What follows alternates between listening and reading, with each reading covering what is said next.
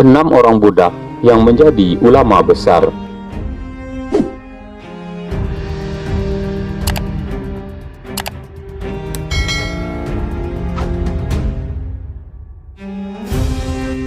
Dalam Islam, budak memiliki hak yang sama dengan orang-orang yang merdeka dalam pendidikan. Meski berstatus sebagai budak, seseorang tidak terhalangi untuk menuntut ilmu. Bahkan banyak di antara para budak yang menjadi ulama besar dan menjadi guru orang-orang yang merdeka. Di masa tabi'in, bermunculan para ulama yang berasal dari mereka yang berstatus sebagai budak. Berikut 6 di antaranya. Ikrimah. Ikrimah adalah seorang ulama tafsir dan seorang faqih di masa tabi'in. Ikrimah tidak berasal dari bangsa Arab, namun dari kalangan bangsa barbar. Ikrimah memperoleh ilmu Al-Quran dan fikih dari Ibnu Abbas, di mana ia pernah berkata, Ibnu Abbas mengikat kakiku dengan tali agar aku belajar Al-Quran dan Sunnah.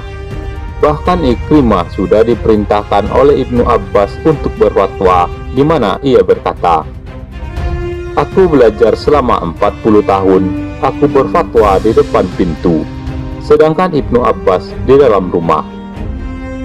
Meski sudah menjadi ulama besar, namun ia belum merdeka hingga Ibnu Abbas wafat. Akhirnya putra Ibnu Abbas, Ali bin Abdillah, menjualnya kepada Khalid bin Yazid bin Muawiyah dengan harga 4.000 dinar.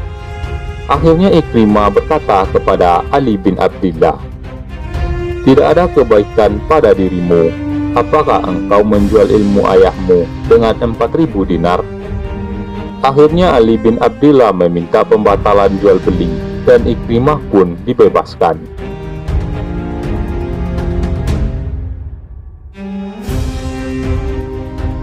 Mujahid.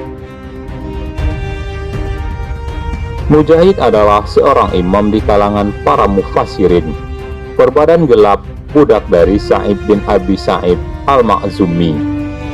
Mujahid juga banyak belajar Al-Quran dan fikih kepada Ibnu Abbas radhiyallahu anhu. Mujahid pernah berkata, Aku membaca di hadapan Ibnu Abbas Al-Quran 30 kali. Setiap ayat aku tanyakan kepadanya sebab turunnya dan bagaimana turunnya.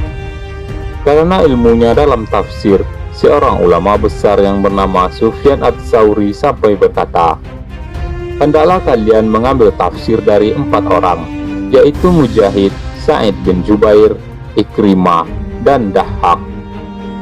Abu Nuaim menyatakan bahwasanya Imam Mujahid wafat pada tahun 102 dalam keadaan sedang bersujud.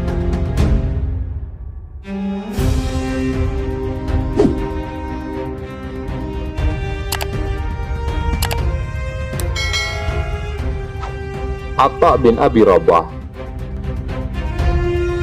Atha bin Abi Rabah merupakan budak dari Bani Far, berkulit hitam, berhidung pesek, melihat dengan satu mata, tangannya buntung dan pincang. Fatwa di Mekah kembali kepada 2 orang, yaitu Mujahid dan Atha. Bahkan di masa Bani Umayyah, mereka menyerukan ketika ibadah haji berlangsung, tidak boleh berfatwa kecuali Atha bin Abi Rabah. Jika tidak ada Atha, maka Abdullah bin Abi Najih. Atha sendiri juga meriwayatkan hadis dari para sahabat, termasuk Aisyah, Ibnu Abbas, Abu Hurairah, dan lainnya. Nafi budak Ibnu Umar. Jika Atha adalah mufti di Mekah, maka Nafi adalah mufti di Madinah. Ia merupakan budak Ibnu Umar dan periwayat ilmunya. Suatu saat Nafi bersama tuannya Ibnu Umar bertemu dengan Abdullah bin Ja'far. Saat itu Abdullah ingin membeli Nafi dengan harga 10.000. Ibnu Umar pun enggan menjualnya dan malah ia memerdekakan Nafi. Para muhaddis sesungguhnya riwayat Imam Syafi'i dari Malik, dari Nafi, dari Ibnu Umar disebut sebagai rantai emas. karena keilmuan seluruh periwayat dari rangkaian sanad itu. Tawus bin Kaisan. Tawus bin Kaisan merupakan seorang faqih juga hafiz hadis dari Yaman. Tawus termasuk keturunan penduduk Persia, di mana Kisra mempersiapkan mereka untuk merebut Yaman. Ia lahir di masa pemerintah Utsman bin Affan radhiyallahu anhu. Tawus sendiri mengambil ilmu dari Ibnu Abbas, bahkan ia merupakan murid seniornya. Di samping sebagai seorang ulama, Tawus juga seorang yang zuhud, di mana ia selalu berdoa, "Ya Allah, cegahlah aku dari banyak harta dan banyak anak." Keteguhan Tawus bin Kaisan dalam menjaga kesucian iman dan ilmu patut menjadi teladan bagi setiap umat Islam, terutama elit ulama yang memiliki kedekatan dengan para penguasa. Soal kemantapan iman, kejujuran kata-kata, kezuhudan terhadap dunia, dan keberanian dalam menyerukan kalimat yang benar, kendati harus ditebus dengan harga yang mahal, Tawus adalah teladan yang sangat mengesankan. Bagaimana tidak, meski berkali-kali penguasa setingkat gubernur memberikan hadiah demi mengurangi kritikan tajam Tawus terhadap lingkaran kekuasaan, ia tidak segan menolak dan mengembalikan hadiah tersebut secara langsung. Bagi Tawus, kebaikan secara total dapat terwujud bila dimulai dari penguasa. Abu Aliyah. Abu Aliyah merupakan seorang ulama mufassir dari kalangan tabi'in, yang merupakan budak dari seorang perempuan dari Bani Riyah. Hidup di masa Rasulullah SAW, namun ia masih muda. Kemudian masuk Islam di masa Abu Bakar As-Siddiq.